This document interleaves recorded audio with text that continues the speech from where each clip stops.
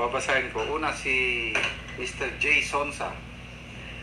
Sabi niya dito, 53 na pulis ang walang awa at patraidor na pinagurgur ng Alex Bongkayo Brigade na pinamumunuan ni Abang Lingkod Party List Representative Joseph Stephen Paduano, also known by his nom de guerre as Kaparali Luwalhati.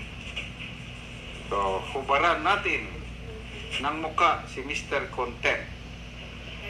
Mainit si Congressman Paduano sa AJK, extrajudicial killings. Pero, ang grupo niya na Alex Bongkayo Brigade ang maraming pulis na ginurgor. Original AJK ang grupo ni Paduano, na ABB ang original na AJK sa dami ng mga pulis na ginorgor. Okay. Tandang-tanda ko ito, ang isa sa mga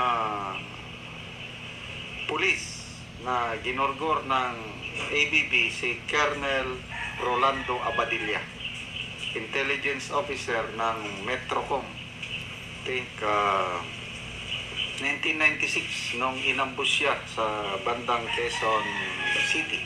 Okay? So, punta tayo sa pangalawang post. May mas detalyado. Ito, isinare ni Senator Ronald Bato de la Rosa. Sabi niya, papanagutin natin ito sa AJK. Ang original na nagpost si Salvatore Gelositi. To, basahin ko very detailed ang kanyang post. Aka Karapali Luwalhati, the code name of Stephen Paduano, an RPP ABB Sparrow commander.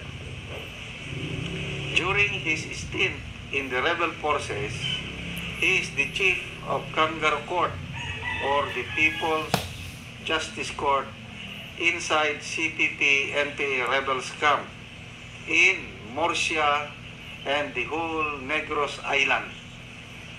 He controls the liquidation squad of CPP-NPA, the Alex Bongkayo Brigade Sparrow Unit, who liquidated and gurgored more than 50 officers and men of the AFP and PNP in his area of responsibility, to include Region 7 areas. As I remember, my personal knowledge ito, as I remember during election campaigns way back 1990s, on which Paduano or Luwalhati sending demand letters to politicians and businessmen who supported some mayors or congressmen to run on the election.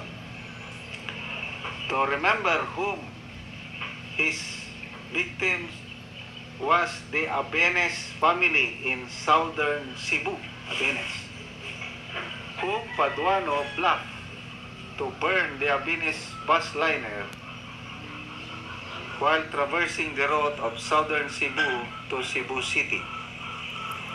He also told the Abenes family that he will gurgor one of the sons of late Congressman Sol Abenes in return of revolutionary taxes. So the family gave in to Paduano's demand in the amount he demanded in order that Abenes will continue to do his campaign rally anywhere.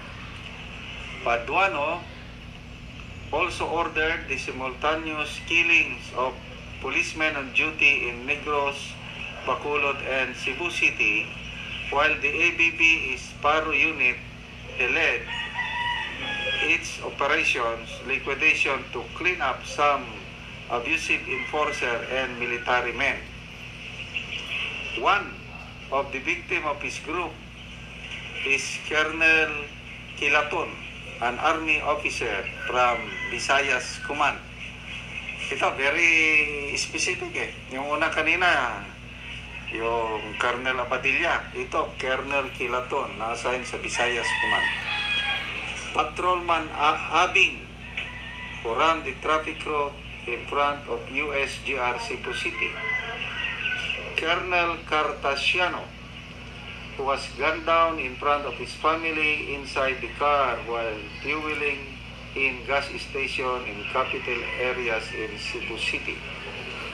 Some Regional Mobile Group or Regional Special Action Force members who was assigned in Negros Island, who was very active and vocal on anti-insurgency when they go home for a short vacation, were also gurgur by Paduano hitmen, the ABB Sparrow unit.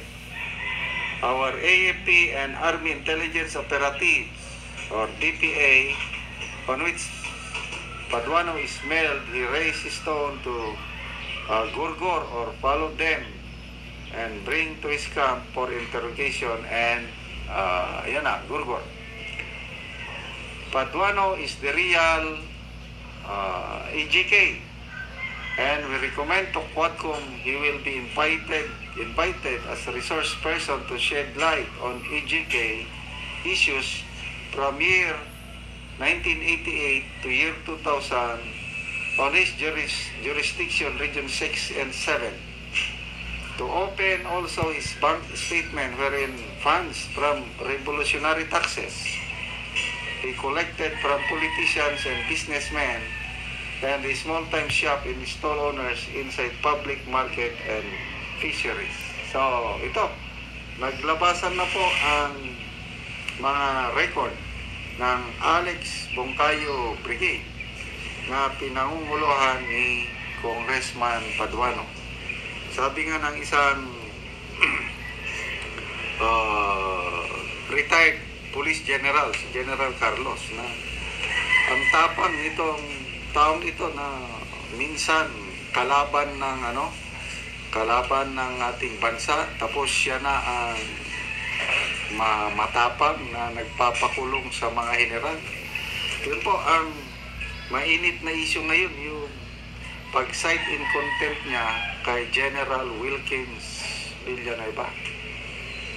Anong pitsa na pa ngayon? December 21 na. Nako, wala pa akong balita kung pinalabas na nila si General Wilkins.